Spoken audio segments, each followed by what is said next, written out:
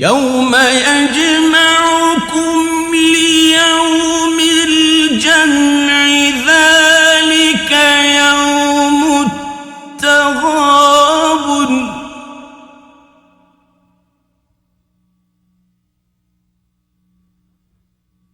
ومن يؤمن بالله ويعمل صالحا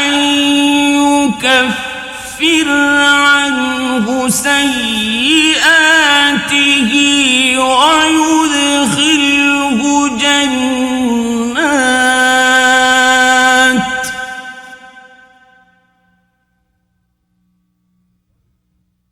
ويدخله جنات تجري من تحتها الأنهار خالدين فيها